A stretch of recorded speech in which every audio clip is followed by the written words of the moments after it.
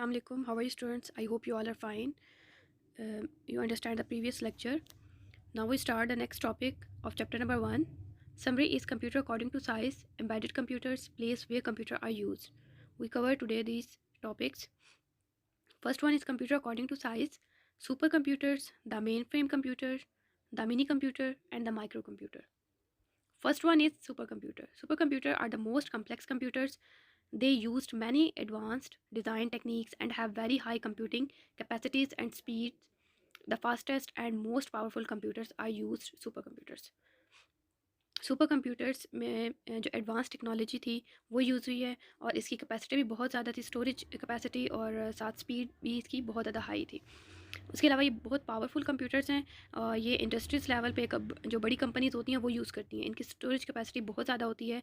ये इनके स्टोरेज के लिए बहुत बड़े बड़े जो है स्टोरेज के लिए जो CPUs वगैरह होते हैं वो यूज़ किए जाते हैं पूरे पूरे रूम के। तो ये इंडस्ट्रीज लेवल पे यूज़ होते हैं, इसलिए ये बहुत ज़्यादा पावरफुल और फास्टेस्ट कंप्यूटर्स होते हैं। Next one is the mainframe computer. Mainframe computers are larger and expensive. They have powerful processors and very large memories. They are used in large banks, airlines and universities. Mainframe computers large होते हैं और they are very expensive. Super computers से जो small हैं, लेकिन ये normally जो है स्मॉल ऑफिसेस में, बैंक्स में, एयरलाइंस, यूनिवर्सिटीज़ में यूज़ होते हैं। They have powerful processor and a very large memory, storage memory. Okay, यहाँ पे इमेज में आप देख सकते हैं ये बॉक्स की तरह स्मॉल बॉक्स है सुपर कंप्यूटर से। तो इसमें स्टोरेज कैपेसिटी बहुत ज़्यादा होती है, फास्ट होते हैं और एक्सपेंसिव भी होते हैं। The mini computers. Mini computers are smaller and cheaper than mainframe computers. They have less processing power. Mini computers can process large amount of data and are used by medium or large size businesses, colleges, banks, and libraries. Fewer people can work on a mini computers. Mini computers is smaller and cheaper then main frame computers. Main frame से छोटे होते हैं और processing power भी इनकी थोड़ी less होती है मेन फ्रेम से। और जो मिनी कंप्यूटर्स होते हैं इसकी जो process large amount of data and are also use medium और लार्ज बिजनेसेस। स्मॉल बिजनेस के लिए यूज़ होता है, कॉलेजेस में, बैंक्स में और लाइब्रेरीज में ये कंप्यूटर का बहुत ज़्यादा यूज़ होता है और बहुत जो है जस्ट इन्हीं लेवल पे यूज़ होता है, ज़्यादा इसका यूज़ नहीं है। The microcomputer. Microcomputers are smaller, cheaper than mini computers. They are used by small businesses, schools, and in homes. They are used by single user and are called desktop computers or personal computer PCs. The laptop computer and the smartphones and tablet computers. Microcomputer ज़्यादा easy available होते हैं और smaller होते हैं, smaller than mini computers. ये small business के लिए, school और होम में भी यूज़ होते हैं, जैसे सिंपल डेस्कटॉप है, laptop, smartphones, notebooks. These are the examples of micro computers.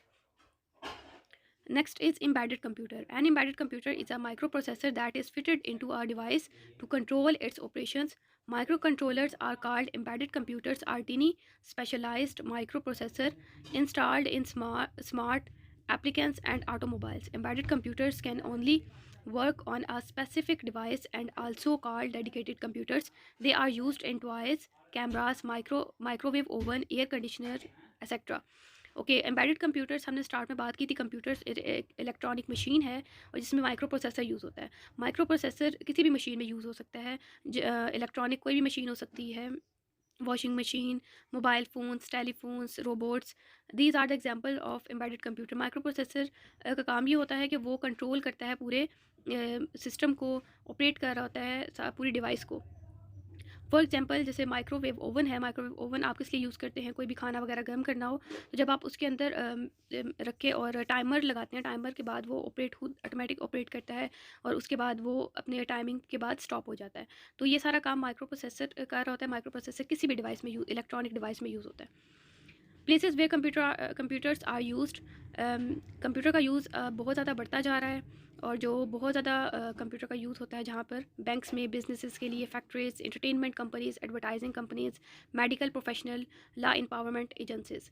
Banks में आपने देखा भी होगा बहुत सारे कंप्यूटर्स होते हैं जिसमें सारा डाटा जो है वो कंप्यूटर्स पे स्टोर किया जाता है। बिज़नेस में, स्मॉल बिज़नेस, लार्ज बिज़नेस में कंप्यूटर का यूज़ भी बहुत ज़्यादा है। फैक्ट्रीज़ में देखा जाए तो फैक्ट्रीज़ में रोबोट्स यूज़ हो रहे होते हैं। उसके अलावा कुछ मशीनरी होती है जो कि ऑपरेट करी होती है बाय यूजिंग कंप्यूटर।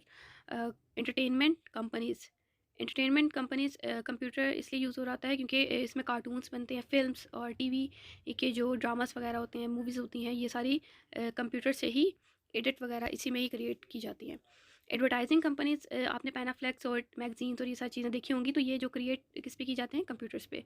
तो जितनी भी कंपनीज होती हैं एडवर्टाइजिंग, वो कंप्यूटर का यूज़ करके ही एडवर्टाइजिंग के एड्स वगैरह बनाती हैं। मेडिकल प्रोफेशन में भी कंप्यूटर का बहुत ज़्यादा यूज़ है, ट्रीटमेंट के लिए, एक्सरेज के लिए, इवन के बहुत सी मशीन होती हैं मेडिकल में जो कि कंप्यूटर ऑपरेट कर रहा होता है।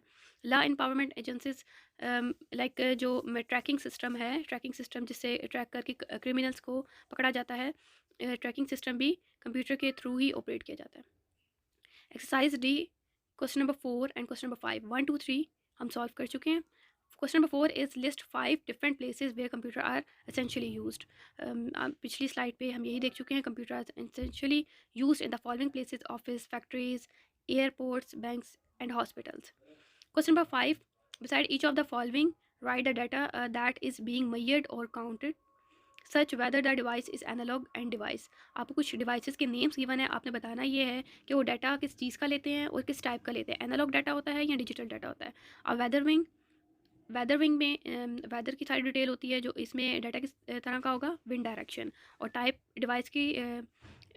ऑफ डिवाइस इज एनालॉग, जो कि कॉन्टीन्यूसली मेजर हो रहा होता है। अब मर्करी थर्मामीटर, मर्करी थर्मामीटर जो है टेम्परेचर चेक करने के लिए यूज़ होता है और ये भी एनालॉग है। कैलकुलेटर मैथमेटिकली ऑपरेशंस यूज़ होते हैं। और टाइप ऑफ डिवाइस क्या है, digital. Okay, E write paragraph to answer the following question. Book page number 13 पे एक्सरसाइज ई में 3 क्वेश्चन गिवन है, जिसमें से आज हम क्वेश्चन नंबर 1 देखेंगे। Explain the major development in data processing from the first generation to the fifth generation. First generation से लेकर फिफ्थ जनरेशन तक जितनी भी डाटा प्रोसेसिंग की डेवलपमेंट हुई है वो हमने यहाँ पे डिस्कस करनी है। From the first generation to the fifth generation data processing has become more efficient and convenient. The processing capacity of computer has increased from the first generation onward. The vacuum tube had limited processing capacities, but they were replaced by transistors, ICs, and microprocessors. The storage capacity has also increased over the generations.